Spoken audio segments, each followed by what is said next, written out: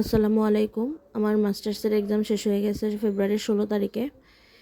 আর আমার আব্বু-আম্মু বাড়িতে গেছে 17 তারিখে। তো আগে তো টিউশন, স্কুল এগুলো শেষ করে যখন সময় পেতাম একটু পড়ালেখা করতাম। কিন্তু এখন ঘরের কাজ, রান্নাবান্না এসবেও সময় চলে যাচ্ছে।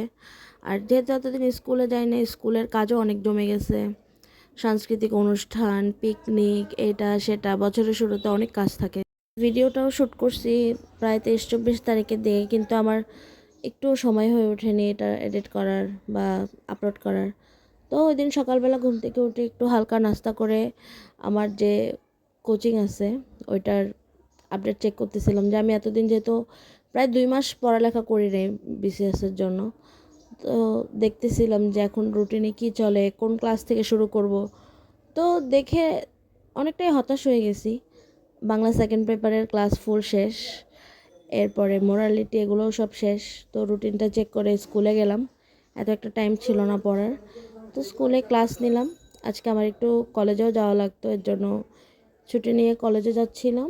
আমার পরীক্ষা তো শেষ, কিন্তু ভাইভা আর প্র্যাকটিক্যাল ওগুলো বাকি আছে। তো প্র্যাকটিক্যাল পরীক্ষার জন্য একটা প্র্যাকটিক্যাল খাতা রেডি করার দরকার ছিল। প্র্যাকটিক্যাল ক্লাস দিচ্ছিল পরীক্ষার পরই, কিন্তু আমি ক্লাসগুলো তেমন একটা করতে পারিনি। তো এর জন্য যাচ্ছিলাম, ক্লাসও করব প্লাস প্র্যাকটিক্যাল খাতাও নিয়ে আসবো। আর আমার কিছু রিপোর্টও জমা দেওয়া লাগবে, ট্যুরে গেছিলাম ওইটার উপরে, আর টেক্সোনমিক রিপোর্ট। তো ওইটাও ডিসকাস করব ফ্রেন্ডদের সাথে কিভাবে করতে হবে বা কিছু। তো এই তো কলেজে গেলাম।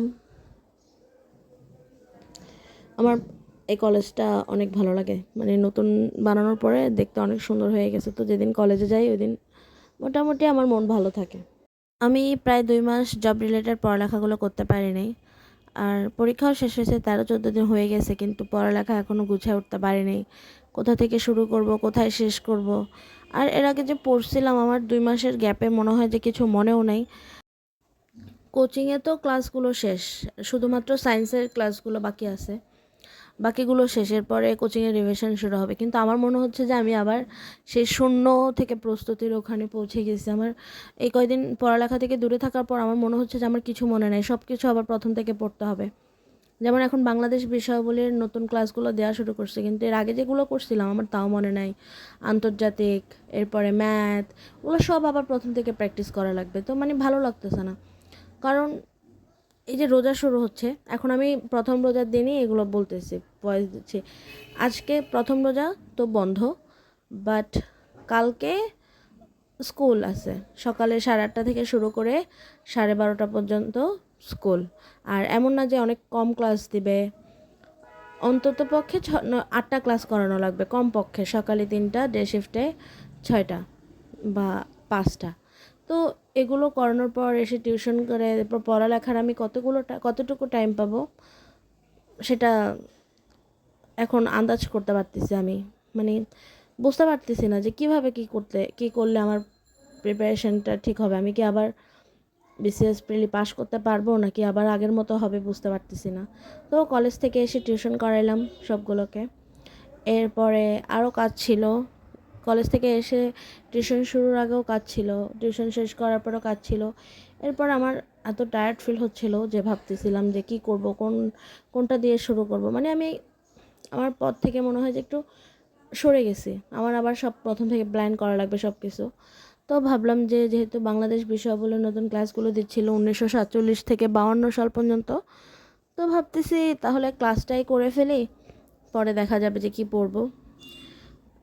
ঠিক করছি বাংলা দ্বিতীয়গুলো আবার পড়বো। বাংলা দ্বিতীয় আমার পড়া আছে 2-1টা টপিক বাদে, তো ওগুলো আবার করবো ঠিক করছি। কারণ কোচিংয়ে যেহেতু চলে গেছে, আমি ফাইনাল পরীক্ষাও দিইনি, নিজে নিজে পড়ে তারপরে পরীক্ষাটা দিয়ে দেখবো যে কত পাই। তো এই তো মাঝে মধ্যে ভাবি যে আমার বিসিএস প্রিপারেশান নিয়ে আর কি দরকার, যেখানে সবাই 7-8 ঘন্টা পড়ালেখা করতেছে, আমি তো প্রতিদিন 2-3 ঘন্টা টাইমও বের করতে পারতেছি না ঠিক মতো। আবার যেহেতু এনটিআরসি এটা পাশ করছি, হয়তো এর জন্যই পাশ করছি, কারণ বিসিএস প্রিপারেশান নিচ্ছিলাম, নয়তো অনার্স শেষ করে সাথে সাথে উইদাউট এনি প্রিপারেশানে তো পাশ করতাম না। তো এই আর কি, ফেল যদি করারই হয় বিসিএসে, তাহলে একটু পড়ালেখা করেই ফেল করি, চেষ্টা করে ফেল করি। চেষ্টা না করেই ফেল করার কি দরকার। এই এতটুকুর জন্যই দেখতেছি যে কতটুকু পারি।